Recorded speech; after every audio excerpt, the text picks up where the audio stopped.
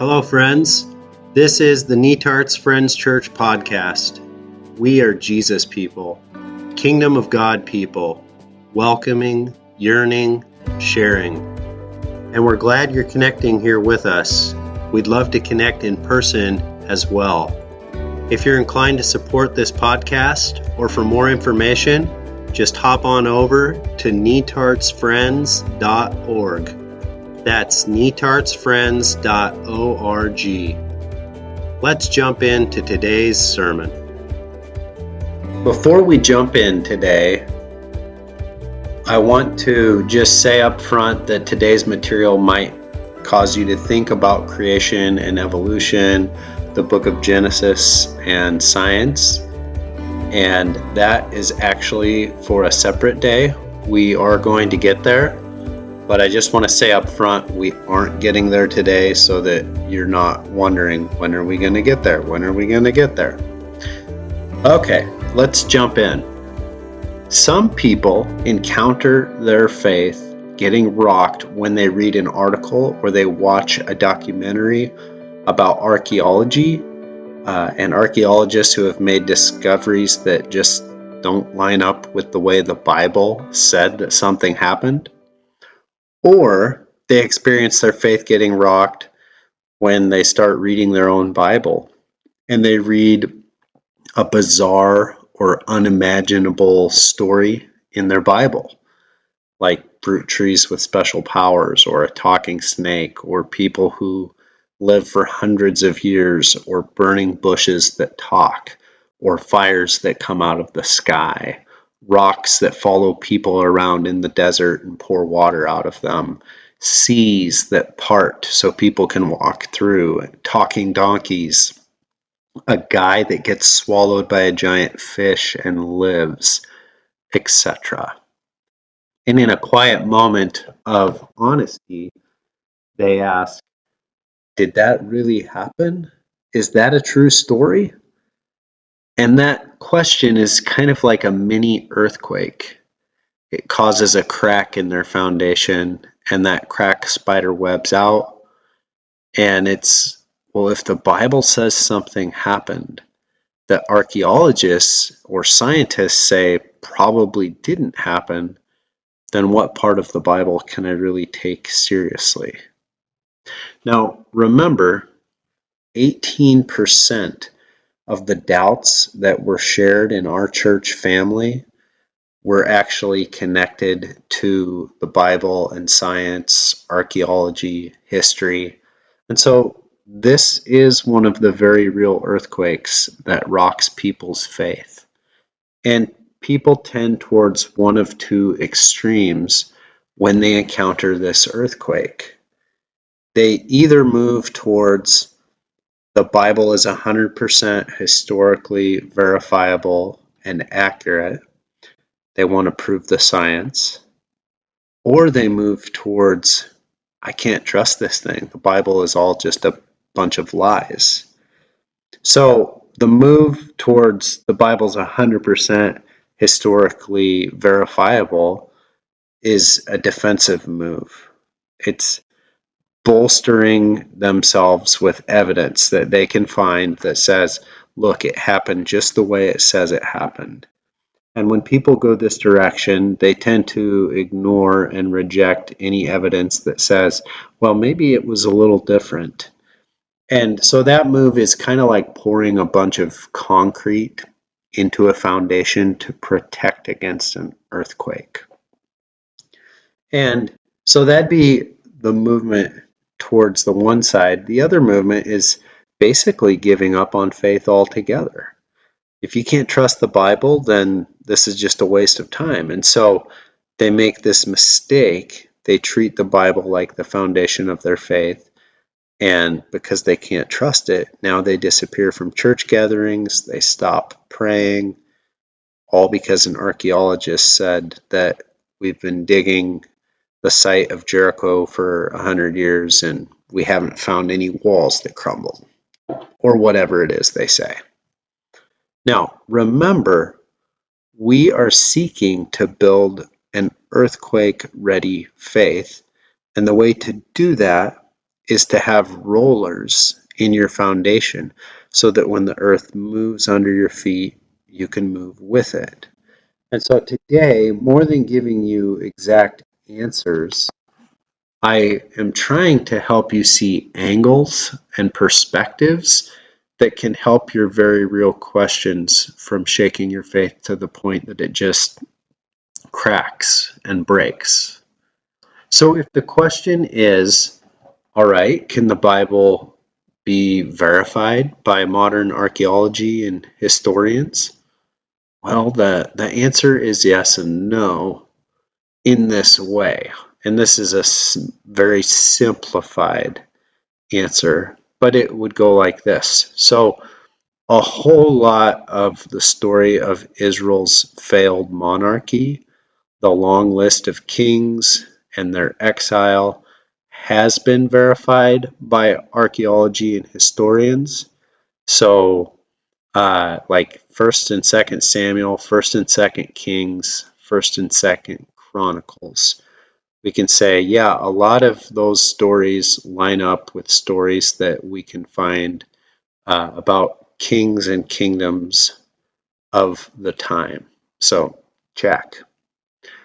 Which also gives us a lot, but not all, of the poetry and prophetic writing from the time as well. So we'll give that not as strong of a check, but a check. Jesus is a historical figure, has massive evidence, check. There's still debate and discussion for sure about, what did Jesus say and teach. But as a historical figure, check. Israel's origin stories, Genesis, Exodus, the conquest stories, those are the stories that are up for serious debate with archaeologists and historians, historical criticism. The origin stories are ancient compilations. They appear to have come together over an extensive period of time, uh, edited and put together much later, collected from generations who had handed down stories from previous generations. Now, we start with, yeah, but didn't the Apostle Paul say that all Scripture is God breathed? That's 2 Timothy 3:16. So why wouldn't the archaeology just line up? Well, perhaps, and there's a lot of different ways to come at this, but perhaps a better question is, what part of life is not God breathed? In God we live and move and have our being. Acts 17:28. God speaks everything into existence. Without God, all creation simply would cease to exist. What part of life is not God breathed? And so God allows a wide diversity of people to tell God's story, and they all tell that story from their own vantage point. Look at it this way. So imagine that you gave a bunch of people the privilege of telling your story from their vantage point. So you are not writing your own autobiography. You are inviting your brother, your sister, your spouse, your kids, your neighbors, your church family, your friends to write that biography. And then they're going to hand that story down to generations down the line, kids, grandkids, great grandkids, etc. And they are going to tell that story. So what's going to happen if you're not just writing it, if you're just telling it, what's going to happen to all those stories? Well, I'll answer from my perspective. So, how many times might people telling my story misunderstand me? My brother would turn me into a legend in some ways. He'd make me larger than life in some ways, but he would also be sure to point out the places where he's better than me. uh, my wife, Molly, might include some of the glowing things about me that most people don't get to see, but she could, possibly would, I'll certainly say could, include some pretty ugly stories, some of my worst moments, the stories that I'd rather leave out. But maybe she'd put them in there, who knows? My kids would probably recount various things that I said or did in ways that I might say, you're embellishing that story. That's not exactly how it happened. And the reason I know that they would do this is because when I go home and visit my folks and we start telling stories, this is what my folks say that I'm doing. They say, that's not how it happened. And I say, yes, it is. So that would go on. And I also imagine that my kids might tell stories about, well, dad let me do this, but he didn't let you do that, or vice versa. And on the one hand, my kids might frame me as the best dad there ever was. And on the other hand, they might have some stories that make me sound like a pretty terrible dad. Stories that I'd say, can we just cut that story out? People in our church family, if I allowed them to tell my story from their vantage point, they might include a story or two about a very meaningful experience with me, but they might also share some stories that would point out where they think I'm missing it or not getting it right or have a blind spot. Also, I can't tell you how many times someone has said, hey, you know, when you said this, and then they quote something that they think I said in a sermon back to me, and I cannot remember saying it. And that's not on them and it's not on me. I think it's simply a dynamic of communication. And so, how might that impact people telling their experience of me? And then you have to wonder what would happen to all of my miracle stories, all of my God experiences? How would those be relayed? So, things like the fact that I shouldn't have even been born alive.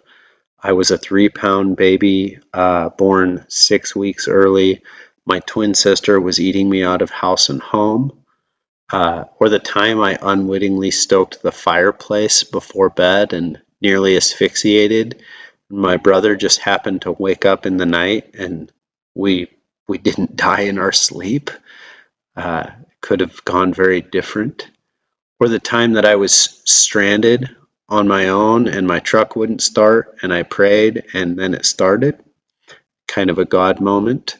Or the time that I was hiking with my sister and she started to become hypothermic and God moved the trail. What would happen to that story?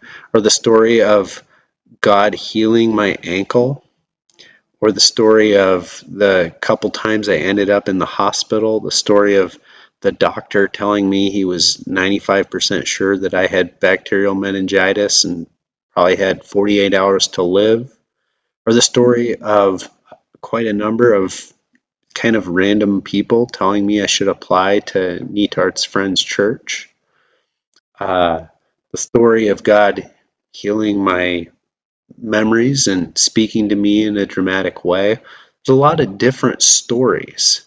And if I invited a whole bunch of people in my life to tell my story from their vantage point, each one would tell a slightly different story and a slightly different memory of what I had relayed to them. And each story would be told from a certain perspective with a certain slant and tilt and bias. And various storytellers might be working out their own emotional issues with my life and how my life relates to something going on in their life and the world around them. And they may or may not correctly understand my intentions. And decisions would be made about what to include and what to leave out. And some aspects of who I am would be underplayed and others would be overplayed. And some stories would be larger than life and others would get kind of distorted. And even given if you let all these different people tell my story and you kind of combined them all of those stories together still wouldn't capture my actual real life complete experience.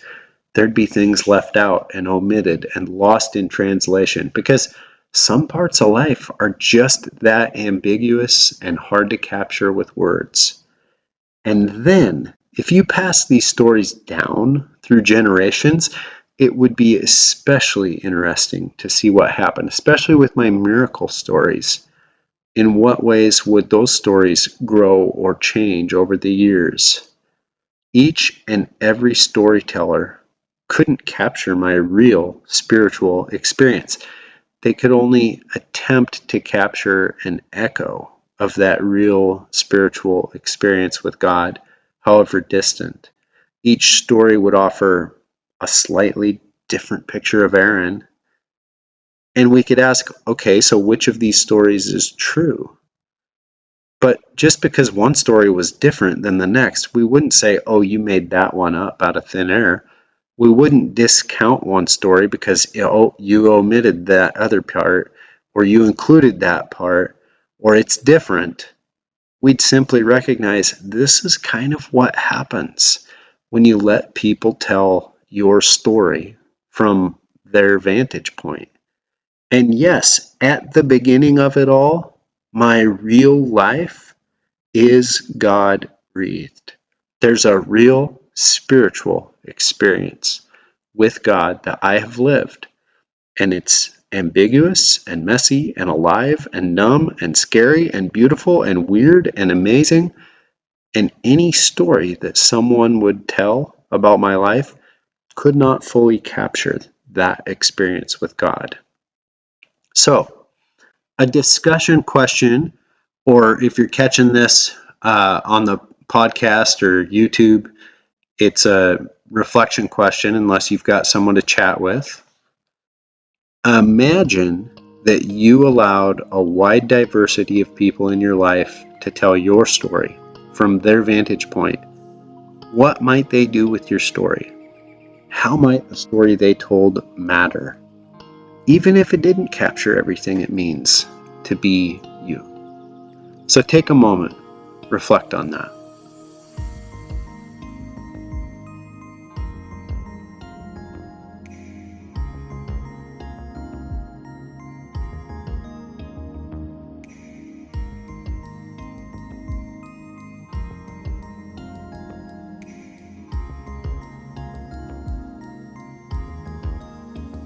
We run up against this same dynamic in the Bible over and over. Over and over, we encounter a story being retold by a new storyteller in a new way. And God ends up being given different names by different storytellers, and details are added or changed or omitted because God allows a wide diversity of people to tell God's story. They all tell that story from their own vantage point. So a classic example is these two very different versions of the story of Israel's failed monarchy. So version 1 would be 1st and 2nd Samuel and 1st and 2nd Kings. Version 2 would be 1st and 2nd Chronicles. They tell the same story, but from very different perspectives, from their own time, from their own vantage point. So version 1 is 1st and 2nd Samuel and 1st and 2nd Kings, and it's written while the people are in exile. Israel wanted to have a king like everyone else. God said it's a bad idea. The people did it anyway. The kingdom of Israel split over labor, politics, taxes. Go figure. Anyways, there was a southern and a northern kingdom because they split, and they ended up being conquered by Assyria and Babylon later. They ended up taken away into slavery, into exile. And so version 1 tells this story of every single king of the northern and the southern kingdom, and it pretty much picks those kings apart. It says what every single king got wrong. And in the first version, David's life, King David, his life is quite a mess. He forces a woman who didn't ask for it into his bed, Bathsheba. That is not a consensual story. As much as you might want to say it is, the power dynamic would say it is not. He impregnates her, and he has her honorable husband murdered. The baby dies. It's a horrible story. And then King David has another child with her, as if now it's okay. And then he tries to hand the kingdom off to that son, Solomon, even though the rightful heir to the throne is a different child, Adonijah. And so it's a big political mess. It sets off multiple coup attempts, like let's try to use killing within the it's within the family to see, who's going to get the throne.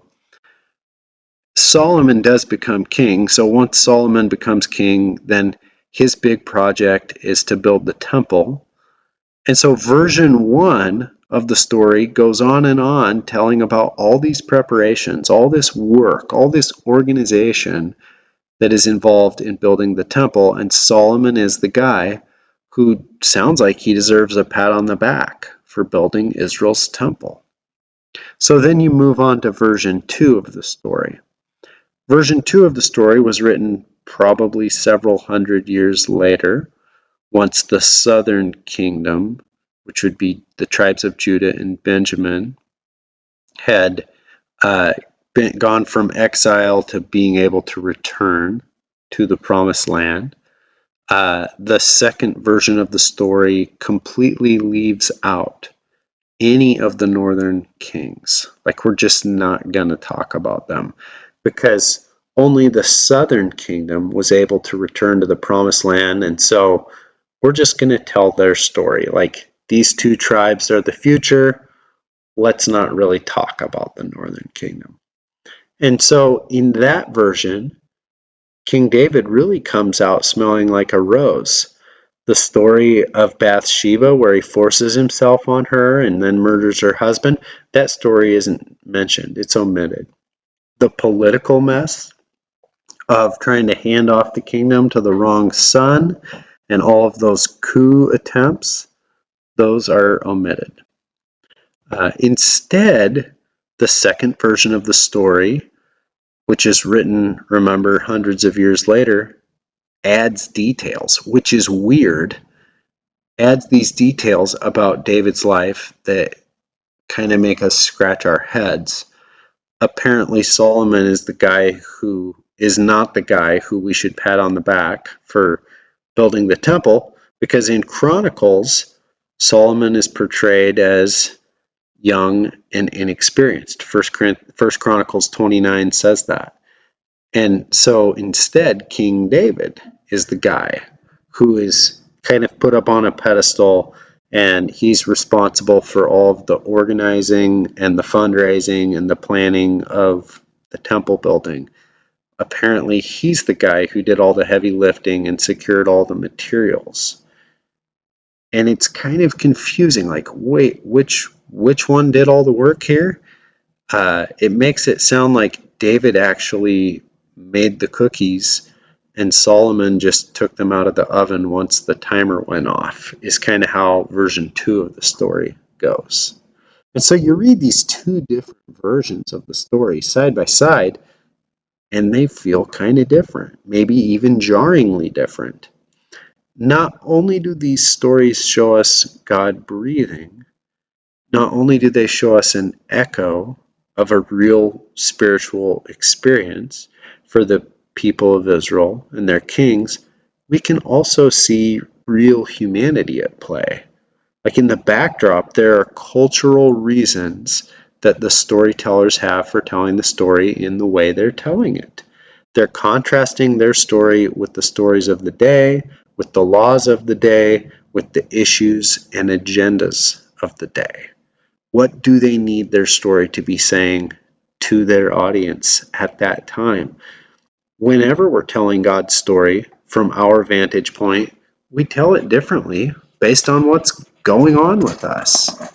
So in version 1, the people were trying to figure out what went wrong with their failed monarchy.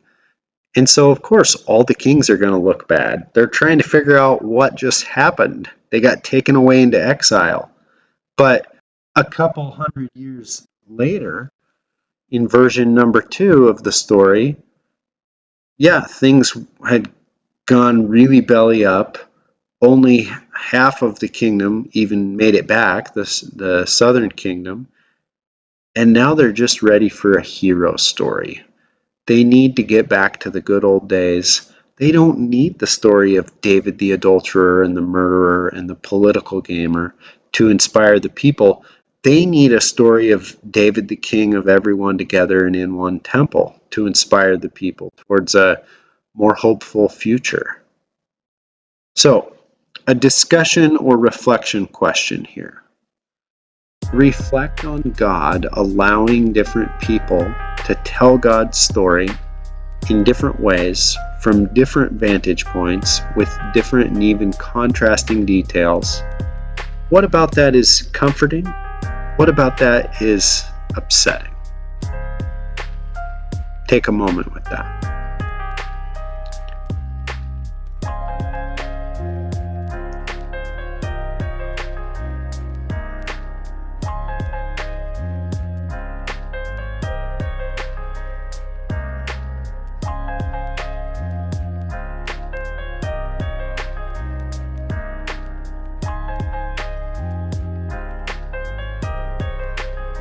We don't always see exactly what the ancient storytellers were trying to accomplish. And so we can end up asking, okay, did that story really happen?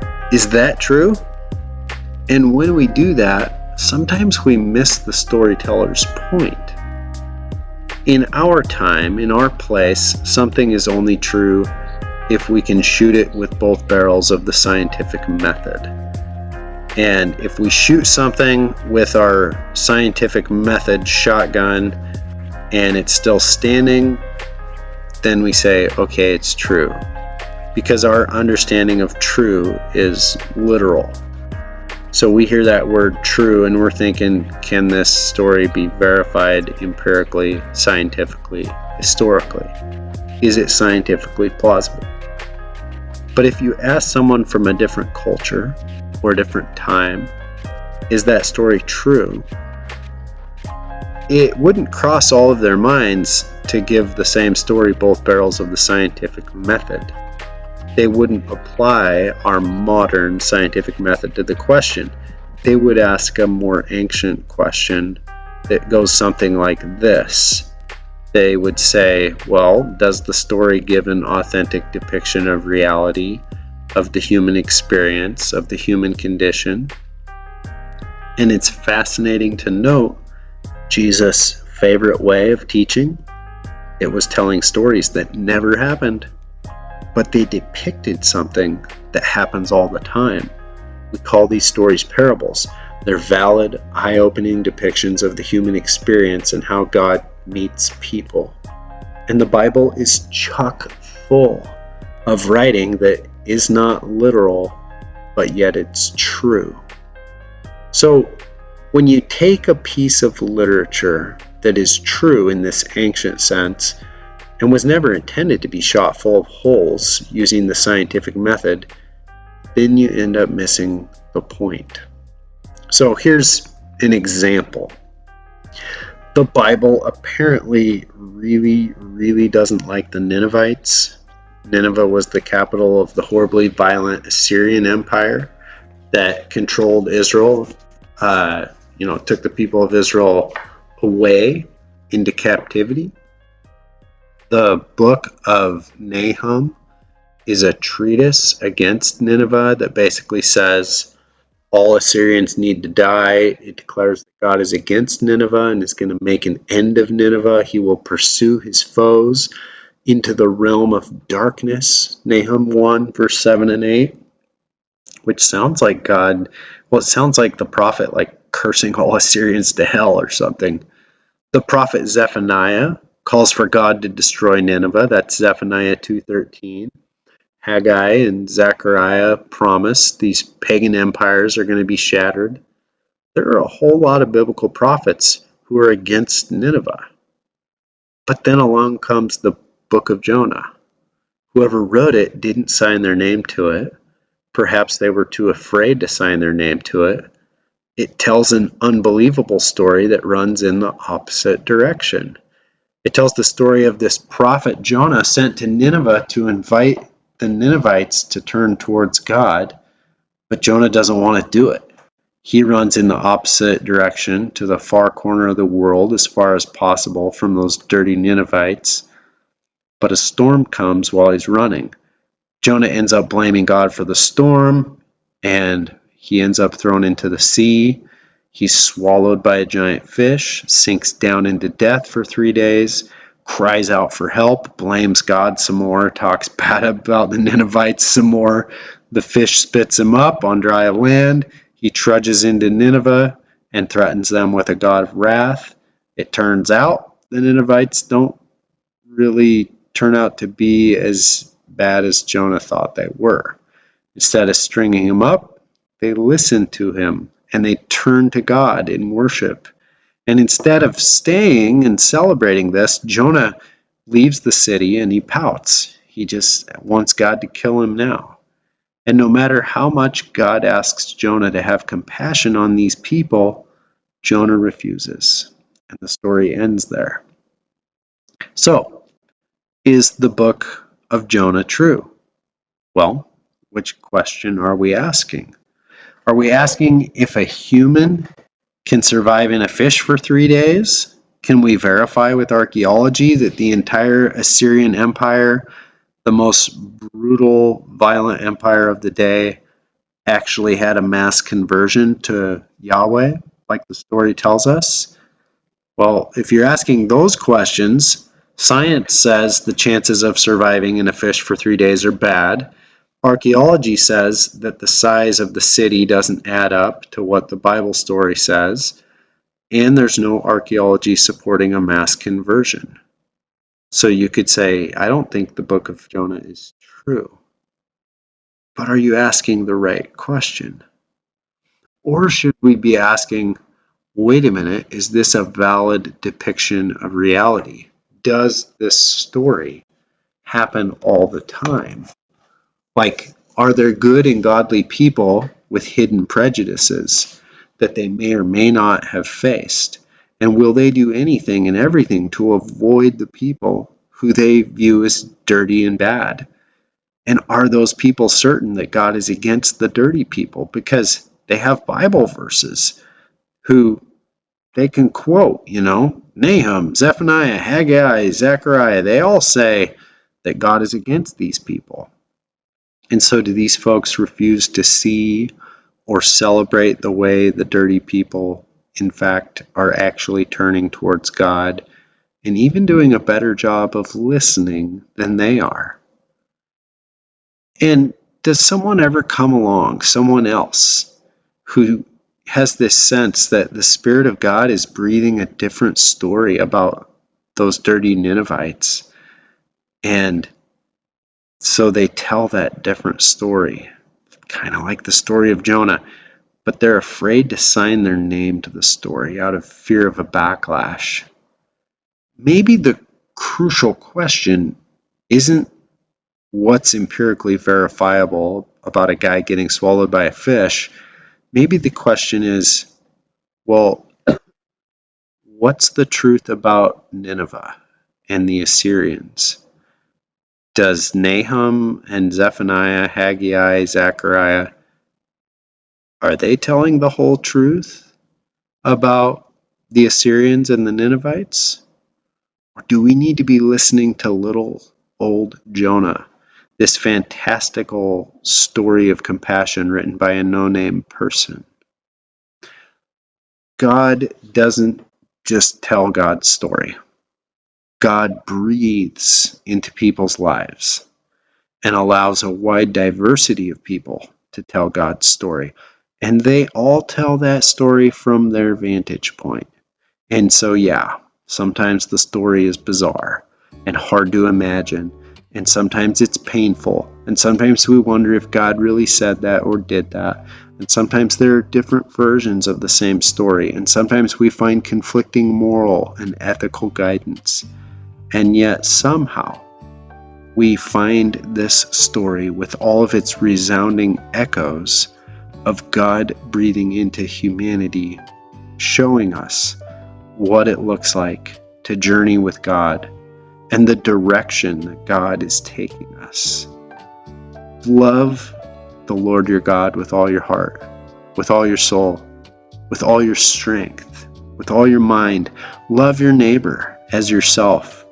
No other commandment is greater than these, Jesus says. Love does no harm to a neighbor. Love is the fulfillment of the law. There is neither Jew nor Gentile, neither slave nor free, nor is there male and female, for you are all one in Christ Jesus. Christ is all and is in all.